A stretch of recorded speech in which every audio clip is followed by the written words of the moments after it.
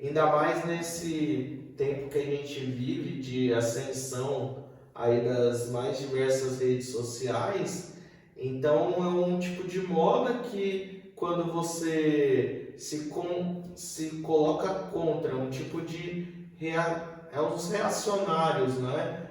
Os reacionários que de fato não sabem o valor de uma verdadeira revolução, como foi a Revolução Freiriana, o método Paulo Freire. Isso sim é uma revolução, né? A gente entender o trabalhador do campo e uma coisa muito importante que era a pauta, né? E que fazia parte do nacionalismo desenvolvimentista da década de 60 era a questão da reforma agrária. Então a reforma agrária é um tema que, se for tocado no Brasil hoje, vai incomodar a uma parcela bem pequena da nossa sociedade, mas que é responsável por concentrar a riqueza na mão desse 1% mais rico do nosso país e que continuam perpetuando as mais diversas desigualdades na nossa sociedade.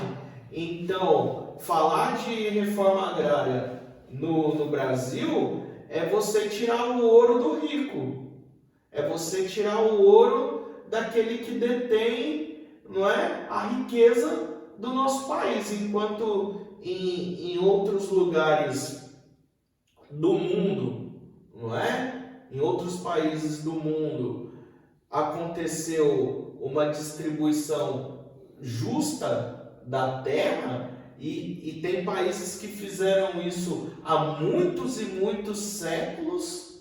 Aqui no Brasil, em pleno século XXI, pasme-se, não é? A gente continua fazendo uma distribuição injusta da terra. E ainda Não é? continuam sendo explorados pelos de fora. Voltando um pouco na parte do Paulo Freire, ele tem um livro dele, A Prática da Educação, acho que é alguma coisa assim, que ele fala um pouco da praxis, a praxis no conceito da educação. Sim. Você pode falar um pouco mais sobre isso? Sim, então, quando Paulo Freire fala sobre a prática educativa, ele fala de a gente aprender conteúdos que tenham relação direta com aquilo que a gente vive, não é? Com o nosso dia a dia. Já sabendo, não é? Que o que é ensinado no ambiente escolar, dentro de um caráter formal de ensino, tem uma íntima relação com a nossa vida, mas só que numa linguagem acadêmica, numa linguagem diferente. E às vezes é até difícil para que o jovem perceba isso, justamente pelo fato de faltar a ele uma certa maturidade intelectual, coisa que a gente só vai aprender com o tempo e caso a gente também tenha interesse, não é? Em aprender. E então a prática educativa, não é? Ela perpassa não só pelo sentido da gente linkar o conhecimento com a realidade, mas ela passa também pelo fato de você refletir e processar mentalmente o quanto o que você faz na vida, não é, do seu dia a dia, tem relação com o conhecimento acadêmico. Então você faz o processo inverso, não é? Você não começa pela teoria para entender a prática. Você vive na prática e depois vai entender a teoria, não é? Você, não é? Dei o exemplo da pessoa que futuramente pode ser um chefe de cozinha, não é? Mas por que que quando, não é, a gente mistura o fermento com a farinha de trigo, não é, o bolo cresce. E aí, teoricamente, você vai procurar na escola saber o porquê isso acontece, não é? Então, assim, o conhecimento é prático justamente por causa disso. Porque antes, não é? Porque quando a gente faz, já existe a explicação necessária do porquê acontece aquele fenômeno, não é? Então, a praxis, não é, freiriana, que por fim vai além disso também, não é? Dessa simples condição de a gente entender a realidade dentro daquilo que a gente faz, referente àquilo que a gente aprende conceitualmente. Ela vai além disso porque, de certa forma, a gente também vai fazer uma análise crítica dessas condições, dessas realidades, não é? A gente vai fazer uma análise crítica, a gente vai questionar, a gente vai se posicionar, não é? A gente não vai receber passivamente esse conhecimento, mas a gente vai se posicionar e vai querer, de certa forma, se posicionar diante desse conhecimento e dessa realidade, não de uma forma reacionária, não é? E que negue o caráter científico do conhecimento, mas dentro desse posicionamento crítico, não é? A gente vai se abarcar desse conhecimento que a gente já possui e que foi construído ao longo da história da humanidade e ver o quanto isso é válido, passando isso por um processo crítico, ou dando continuidade, não é, àquele conhecimento, fazendo com que ele, de certa forma, evolua na nossa sociedade, não é? Como costuma acontecer dentro de um processo científico e tecnológico, né? Então, Paulo Freire cabe e dá abertura para a gente entender também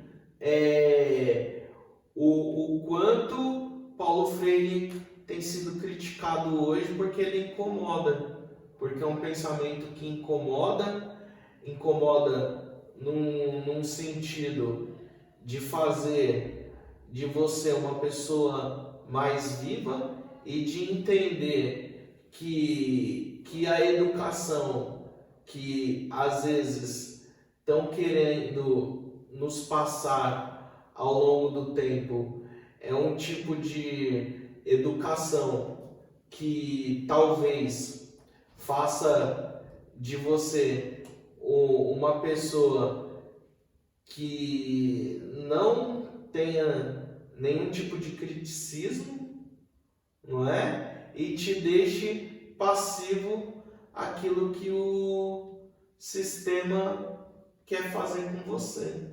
Certo. Não é? Sim. Hoje em dia, como você está em sala de aula, certo? Como é essa prática com os alunos? Como os alunos aderem o ensino? Então, jovem, cara, jovem, né? A gente já foi jovem também, adolescente e sabe como que é. Dentro de uma sala de aula, a gente vai encontrar diversos tipos de alunos, não é? Tem aqueles que, que levam o ensino, né? O conhecimento mais a sério e querem. Às vezes a gente vai encontrar querendo aprender, como também vai encontrar alunos fazendo para passar de ano. A maior preocupação às vezes de alguns é passar de ano. Falo para eles, gente, passar de ano todo mundo passa, mas eu quero ver o que o conhecimento em si contribuiu para a sua vida e o quanto você foi capaz de relacionar o que você aprende na escola com a habilidade que você tem, com o que você vive na sua vida, com o que você quer para você. Então são bem poucos alunos que conseguem fazer esse exercício, entendeu? Pegando um ganchinho aqui na pergunta do Gabriel, o que você também estava dizendo, realmente os alunos eles têm muito pouco conhecimento de quem foi o nosso patrono da educação, Paulo Freire. Inclusive, o Gabriel chegou a fazer algumas entrevistas com 2 alunos daqui do Pujol de Pindamonhangaba e um do João Pedro Cardoso.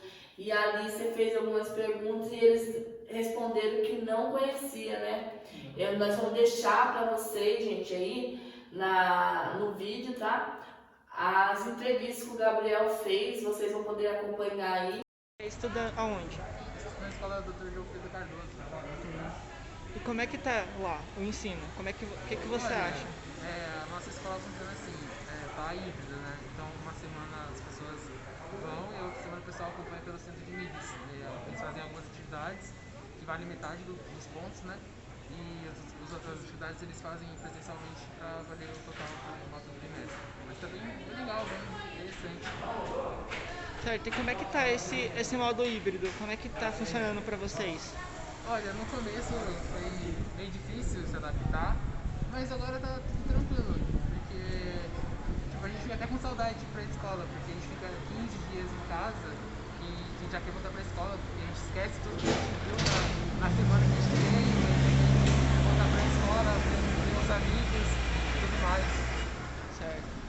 E tem algum aluno da sua escola que desistiu da escola por causa do sistema híbrido ou por causa de estar estudando online?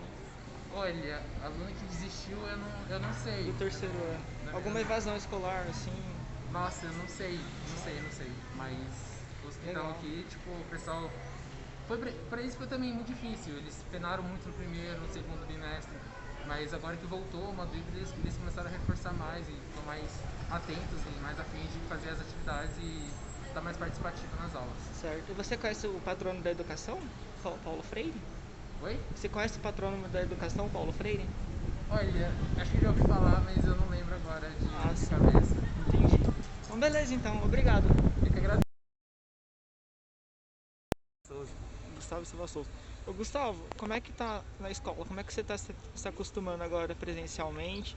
E como é que tá a parte de online? Como é que vocês se acostumaram? Eu tô vindo toda semana porque é melhor, né?